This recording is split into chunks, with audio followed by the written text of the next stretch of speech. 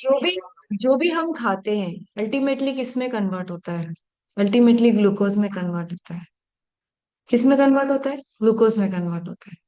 और ग्लूकोज जो है आपको एनर्जी देता है, यानी आप कार्बोहाइड्रेट खाओ चाहे फैट खाओ चाहे प्रोटीन खाओ, अल्टीमेटली वो ग्लूकोज में कन्वर्ट होगा, ग्लूकोज एनर्जी देगा। अब ग्लूकोज में कन्वर्ट करने के लिए क्या जरूरी होता है?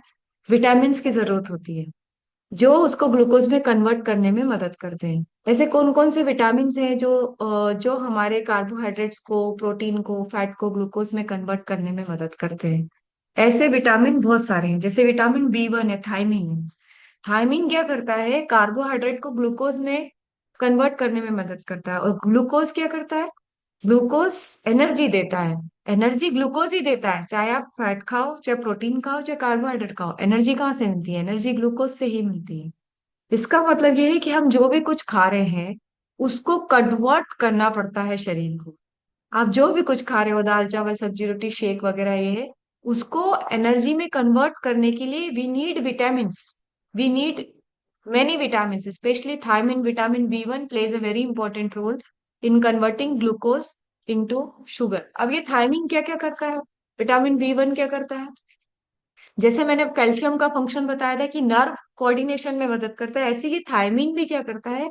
नर्व कोऑर्डिनेशन में मदद करता है, मतलब नर्व को सिग्नल पहुंचाने में मदद करता है। और अगर हमारे शरीर में विटामिन B1 थायमिन की कमी है तो हमको हार्ट अटैक, कार्डियक अरेस्ट भी हो सकता है। अब छोटा सा विटामिन है विटामिन B1 थायमिन, आप सोचो कि कार्डियक अरेस्ट के लिए भी रिस्पॉन्सिबल है, हमारे मूड के लिए भी रिस्पॉन्सिबल है, हमारा डाइजेस्टिव सिस्टम भी सारा जो है थायमीन से कंट्रोल होता है। इम्यूनिटी, हमारी रोग प्रतिरोधक क्षमता के लिए भी थायमीन इंपॉर्टेंट है।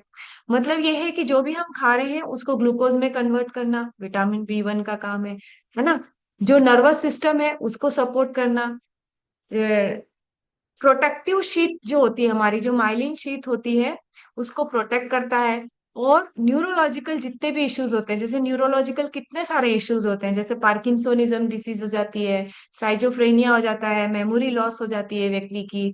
और ये मेमोरी लॉस की प्रॉब्लम बहुत कम एज से चालू होती है, सिम्टम दिखाने लगती है, आप छोटी छोटी चीजें रख के भूलने लग जाते हो। दैट मीन्स आपका नर्व का कोऑर्डिनेशन डिस्टर्ब हो रहा है कहीं से कहीं तक, क्या हमारा किसी का भी। तो उसके लिए क्या जरूरी होता है? विटामिन B1 जरूरी होता है। मेमोरी बढ़ाने के लिए, अगर हमको कोई चीज याद रखना है लंबे समय तक, तो हमें क्या चाहिए? विटामिन B1 चाहिए। हमें कॉन्सेंट्रेशन बनाना है, हमें अपनी संज्ञानात्मक कैपेबिलिटी बढ़ाना है, तो वी नीड विटामिन B1। हमें मेरे मूड को स्टेबलाइज रखना है।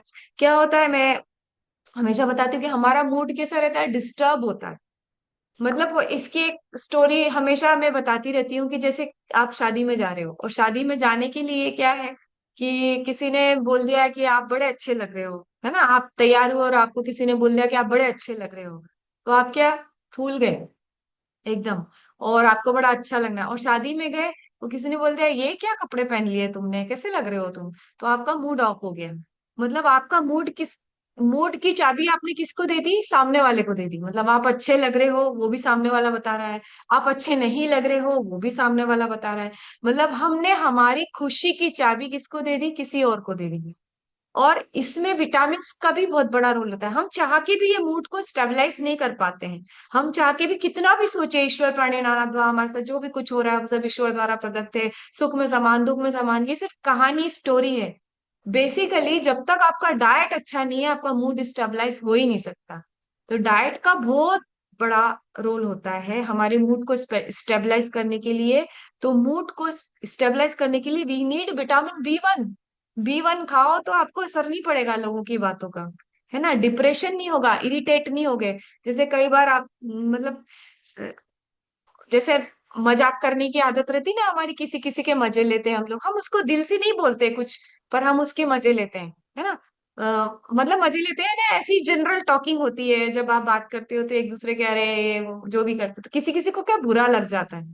बुरा क्यों लगता है? बुरा नहीं लगना चाहिए, अगर कोई मजाक कर रहा है तो उसका बुरा नहीं लगना चाहिए। क्यों? क्योंकि हमारा मूड स्टेबलाइज नहीं है, हम इरिटेट होते हैं, हम छोटी छोटी बातों पे इरिटेट होते हैं। और स्पेशली जैसे जैसे एजिंग होती जाती है ना, वैसे वैसे बर्दाश्त नहीं होती चीजें, क्योंकि हमारा ईगो बहुत हाई हो जाता है, हमारा अहंकार बहुत हाई हो जाता है। और जब हमारा ईगो बहुत हाई हो जाता है तो हमें छोटी छोटी चीजें हर्ट करने लग जाती है। हमको ये लगता है कि हम बहुत बड़े हो चुके हैं, जबकि व्यक्ति को अपना बचपन कभी नहीं खोना चाहिए। बचपन कभी नहीं खोएगा तो क्या होगा, उसका ईगो मतलब हमेशा उसका नॉर्मल रहेगा ना, तो बच्चा ही रहेगा। और इसमें ऐसा नहीं कि उस व्यक्ति की प्रॉब्लम है, इसके न्यूट्रिशन पे ध्यान दो। मतलब जब भी किसी को इरिटेट हो, उसका मूड स्टेबलाइज नहीं हो, तो उसको विटामिन बी वन देना चाहिए, ठीक है। ब्लड शुगर को कंट्रोल करने के लिए विटामिन बी वन का बहुत बड़ा रोल रहता है। शुगर जो नॉर्मल शुगर होती है 120/80 होती है, पोस्ट मील 140 तक चली जाती है, पर अगर हमारे शरीर में विटामिन बी वन ही नहीं है तो ब्लड शुगर कैसे कंट्रोल होगा। छोटा छोटा सा विटामिन है पर बहुत सारे काम करता है। शुगर को कंट्रोल करता है, डायबिटीज को कंट्रोल करता है, स्किन के लिए बहुत, स्किन की हीलिंग के लिए, अगर आपको कोई कट लग गया स्किन में या कुछ फोड़ा फुंसी हो गया, तो अगर आपके शरीर में विटामिन होंगे तो बहुत जल्दी खत्म हो जाएंगे। और अगर नहीं होंगे तो कहीं ना कहीं दाग छोड़ जाएगा, ठीक है। तो आपको अगर आपको कोई घाव हो गया तो you need vitamin B one. आपको स्किन में कुछ भी कट लग गया, कट कट लगता ही विटामिन बी वन की डेफिशिएंसी से है। अब ये कहाँ होता है, ये आपको होल ग्रेन्स में होता है, लेग्यूम्स में होता है, राजमा में होता है, छोला में होता है, ये जरूर खाना चाहिए, है ना। फोर्टिफाइड सीरियल्स में होता है, मतलब जैसे इडली सांभर जरूर बनाना चाहिए वीक में एक बार। अब ये चीजें हमें मल्टीविटामिन से भी मिल जाती है। एक और मिनरल, एक और विटामिन मिनरल होता है जिंक। जिंक भी इम्यूनिटी और मेमोरी पावर के लिए बहुत अच्छा होता है। और सबसे बड़ी बात है कि मैं आपको ये सब क्यों बता रही हूँ, मैं इसे ये इसलिए बता रही हूँ क्योंकि एंटी एजिंग है ये सारी चीजें। ये सारी चीजें क्या है, एंटी एजिंग है। हम यंग दिखना चाहते हैं, लंबे समय तक यंग दिखना चाहते हैं, तो हमें ये सारी चीजें लेना पड़ेगी। दूसरी बात, हमें ऐसे कुछ एंटीऑक्सीडेंट भी होते हैं जो हमें लेना चाहिए, जो हमें बड़ी बड़ी बीमारियों से प्रोटेक्ट करते हैं। कौन कौन से एंटीऑक्सीडेंट होते हैं जो आपको बड़ी बड़ी बीमारियों से प्रोटेक्ट करते हैं? Vitamin C, beta carotene and alpha lipoic acid. अब ये अल्फा लिपोइक एसिड कहाँ से लाओगे? तो ये आपके टैबलेट में आता है, सेल एक्टिवेटर करके टैबलेट आती है, जो कोर न्यूट्रिशन होता है। Core nutrition alpha lipoic acid. अब देखो ये कैसी दिखती है टैबलेट। इसके अंदर क्या रहता है, इसके अंदर मैं आपको पढ़ के बताऊं, इसके अंदर वो सारी चीजें होती है, विटामिन बी वन होता है, जिंक होता है, और ये सारा अल्फा लिपोइक एसिड होता है, और कुछ जड़ी बूटियां होती है। ये क्या करती है, सबसे इंपॉर्टेंट चीज है कि जो आप खाना खा रहे हो वो लगने लग जाता है। एब्जॉर्प्शन क्यों लगने लग जाता है? Again it contains vitamin B one. इसके अंदर वो चीज होती है जिससे वो लगने लग जाता है। जो हमारी जो सेल्स होते हैं, जो छोटे छोटे सेल्स जिनसे हमारा शरीर मिलके बना है, आपको पता है सेल्स सबसे छोटी यूनिट होती है हमारी। सेल से क्या बनता है? टिश्यू बनता है ना। टिश्यू से क्या बनता है? ऑर्गन बनता है। ऑर्गन से क्या बनता है? ऑर्गन सिस्टम बनता है। ये पूरी प्रोसेस होती है। तो सेल्स को ऑक्सीजन चाहिए, हमारे सारे पूरे शरीर में जितने भी सेल्स हैं सबको क्या चाहिए? ऑक्सीजन चाहिए, सबको चाहिए एनर्जी चाहिए। तो सेल एक्टिवेटर इसका नाम है। सेल्स एक्टिवेटर का मतलब क्या होता है? सेल्स को एक्टिवेट करना। इसका मतलब क्या होता है? It plays in absorption of food and nutrition. आप जो भी कुछ खा रहे हो लग ही नहीं रहा आपके शरीर को। कई लोग बोलते हैं हम तो शेक पीते हैं हमारा वजन ही कम नहीं होता है, हम तो शेक पीते हैं हमारा वजन बढ़ता ही नहीं है। तो भाई शेक पीते हो वजन कम नहीं होता, वजन बढ़ता नहीं क्यों? क्योंकि शेक में तो सारा न्यूट्रिशन है। फिर आपको क्यों नहीं, आपका क्यों नहीं वजन बढ़ता है या क्यों नहीं घटता है? क्यों? क्योंकि जो शेक में न्यूट्रिशन है उसको एब्जॉर्ब करने के लिए जो चाहिए वो आपके शरीर में नहीं है। तो वो किसमें है? इसमें है। किसमें है? सेल एक्टिवेटर में। अब सेल एक्टिवेटर जो है एंटी एजिंग क्यों है?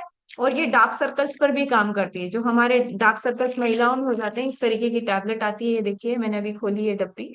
और एक सुबह एक शाम अगर आप लेते हो तो महिलाओं में बहुत जबरदस्त काम करती है। Skin health, immunity, dark circles, absorption of nutrition, anti ageing, protect you from many big, जो बड़ी क्रोनोलॉजिकल डिसीज होती है, जो नॉन कम्युनिकेबल डिसीज होती है, जैसे कि कैंसर है, बड़ी बड़ी बीमारियां हैं जो रास से होती है। मतलब हमारी बॉडी में उतना न्यूट्रिशन नहीं होता है कि वो आउटर इन्वायरमेंट से फाइट कर सके। जैसे अभी मैं एक्सरसाइज कर रही थी, एक्सरसाइज करते करते बाई चांस क्या हुआ था कि मैंने सबको म्यूट नहीं किया था, तो मुझे बहुत सारे लोगों की खांसने की आवाज आती।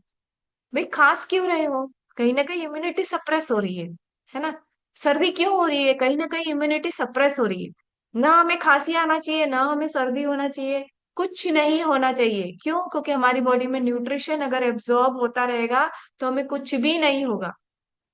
और इसमें योग का भी बहुत बड़ा रोल होता है, मेडिटेशन का भी बहुत बड़ा रोल होता है, और सबसे बड़ा रोल डाइट का रहता है। आपको वजन कम करना है, वजन बढ़ाना है, फिट रहना है, यंग दिखना है, सारे केस में सबसे ज्यादा इंपॉर्टेंट है न्यूट्रिशन। चाहे कितनी भी एक्सरसाइज करो, ढोल ढमाके बजा लो, कितनी भी वॉकिंग कर लो, कितनी भी रनिंग कर लो, खूब कूद लो, कुछ भी कर लो, आप वो चीज पा ही नहीं सकते जब तक आपका न्यूट्रिशन प्रॉपर नहीं है। इसलिए मैं बार बार बोलती हूँ कि सारे न्यूट्रिशन, सिर्फ कार्बोहाइड्रेट फैट प्रोटीन नहीं, आपको एक छोटे छोटे छोटे छोटे मिनरल्स और विटामिन्स का भी ध्यान रखना पड़ता है, तभी हमारी फिटनेस आती है। फॉर एग्जाम्पल, एक एप्पल को काट दो तो एप्पल क्या हो जाता है, एप्पल क्या हो जाता है, काला पड़ जाता है। मतलब एप्पल में भी ऑक्सीडेटिव स्ट्रेस होता है। आयरन वेसल्स को अगर ओपन रख लो, ओपन, पानी के कांटेक्ट में आके उसमें रिएक्शन होता है और उसमें जंग लग जाती है। वैसे ही हमारा शरीर है, हमारा शरीर भी ऑक्सीजन के कांटेक्ट में आके ऑक्सीडेटिव स्ट्रेस का शिकार होता है और ह्रास का शिकार होता है। और उस ह्रास को अगर उस एप्पल पे नींबू डाल दो आप, एप्पल काला नहीं पड़ेगा, है ना। वैसे ही अगर आयरन वेसल पे ऑयल लगा दो आप, आयरन वेसल यूज करते हो उसके बाद उसमें ऑयल लगा दो तो उसमें जंग नहीं लगती है। तो हमारे शरीर का ऑयल, ये हमारे शरीर का नींबू क्या है, आउटर नहीं है कि हम ऊपर से कोई क्रीम लगा लें तो ऑक्सीडेटिव स्ट्रेस नहीं होगा। हमारे शरीर का ऑयल है एंटी एजिंग, मतलब antioxidant. We need to take the diet which is rich in antioxidants. ऐसी डाइट हमें चाहिए जो एंटीऑक्सीडेंट्स से रिच हो, ताकि वो हमारे सेल्स को न्यूट्रिशन दे और हम आउटर जो इन्वायरमेंट है उससे हम लड़ सकें। एक व्यक्ति होता है उसके ऊपर भी अल्ट्रा वायलेट रेज लगती है और उसको स्किन कैंसर हो जाता है, दूसरा व्यक्ति होता है उसके ऊपर भी अल्ट्रा वायलेट रेज लगती है पर उसको कुछ नहीं होता है। आपने डार्विन्स का सिद्धांत पढ़ा होगा, स्ट्रगल फॉर एग्जिस्टेंस। तो जो व्यक्ति, जिसकी इम्यूनिटी अच्छी रहेगी, जिसकी डाइट अच्छी रहेगी, वो सरवाइव कर जाएगा। और जिसकी डाइट अच्छी नहीं रहेगी, जिसकी इम्यूनिटी अच्छी नहीं रहेगी, जो आइडियल बॉडी वेट पे नहीं होगा, उसका सर्वाइवल भविष्य में मुश्किल है। क्योंकि फाइट एंड फाइट प्रिंसिपल चल रहा है। आप जितना ज्यादा अंदर से अपना न्यूट्रिशन अच्छा रखोगे, उतना आप उस चीज से फाइट कर सकते हो। और उसके लिए अगर आपको टैबलेट भी लेना पड़े तो अपनी इम्यूनिटी बढ़ाओ। और इसको लेने से कोई दिक्कत नहीं है, 60 टैबलेट्स आती है, 2 टैबलेट्स अ डे का इसका डोज है, डेली बेसिस पे आप ले सकते हो, कोई भी ले सकता है, छोटे से लेकर बड़ा तक कोई भी ले सकता है। मैंने अभी मेरे लिए खोली, जबकि मेरी खुली हुई थी पर फिर भी मैंने खोली क्योंकि मैं इसे रेगुलर लेती हूँ। तो thank you very much all of you for joining.